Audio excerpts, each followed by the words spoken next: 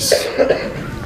Ali ibn Mahziar, whose story I am sure you've heard from these esteemed scholars and others. May Allah bless them and prolong their lives.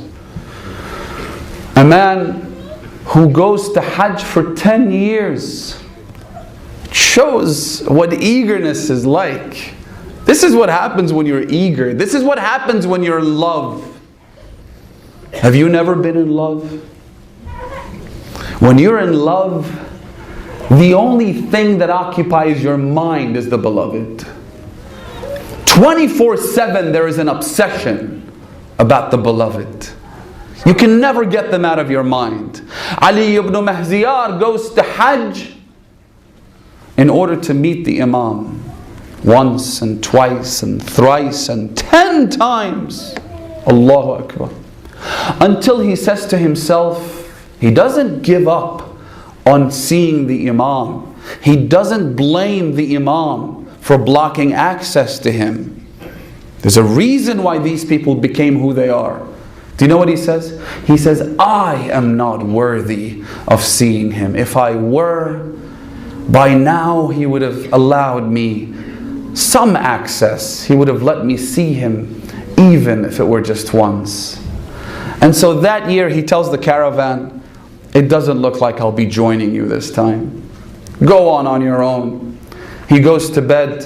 In his dream, he sees someone who comes to him and says, come, Ya Ali ibn Mahziar, come, go to Hajj. You will get what you have sought this time around. So he wakes up in the morning, he asks about the caravan. He's told that the caravan has already left the city. Runs after the caravan until he reaches them and he says, I've changed my mind, I wish to come along with you. It looks like finally after 10 years of hard toil and struggle, I'll be able to receive that most prized of all possessions. He goes along with them. Long story short, it's a beautiful, very nuanced and detailed story with many, many lessons. But this is the short version. He goes along with them, arrives in Mecca. As he's doing tawaf, he says, a young man approached me. He said to me, you are Ali ibn Mahziar. Come, I have the one you are seeking. So he takes me. We exit the city of Mecca. We cross valleys and mountain ranges until we get to this cliff.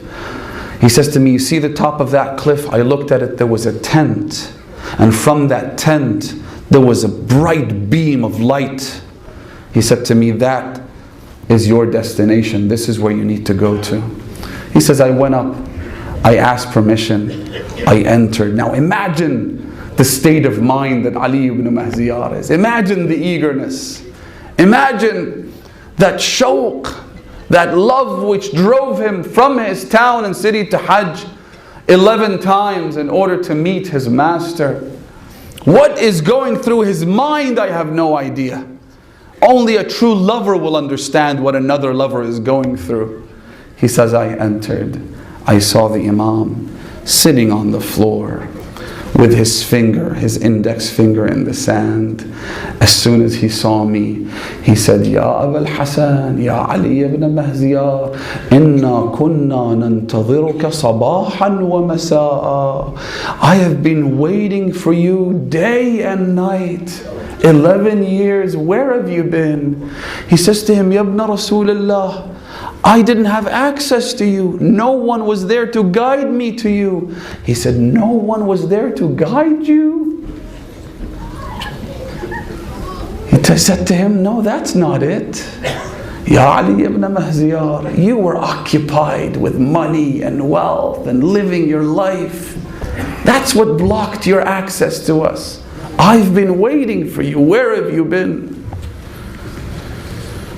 The Imam says to Al-Shaykh al-Mufid in his letter to him, and he says in other letters, the letters of the Imam must be read, brothers and sisters. Look them up online. Try and read them. Try and make out whatever you can from them. There are some messages embedded deeply in those letters which are great lessons in and of themselves.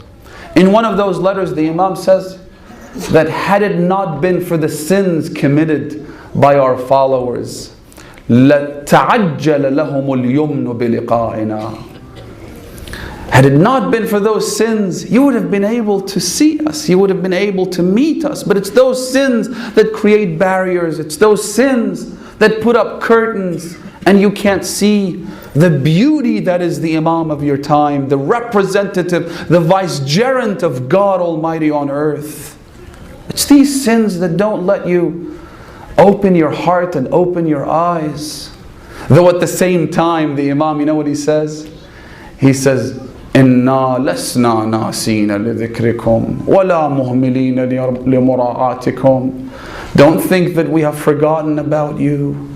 Don't think that we have abandoned you. Don't think that we have forsaken our followers. We are always thinking of you. We're always looking after you, adjusting your path in ways that you don't even know. You're not even paying any attention to this. But we adjust your paths. We make changes to your lives so as to avoid major obstacles, so as to avoid falling into the traps of shaitan. And the more you think of the Imam, the more you try and connect with him, the more you pay sadaqah on his behalf, the more you try and reach out, the more the Imam looks after you as well. That connection needs to be established first.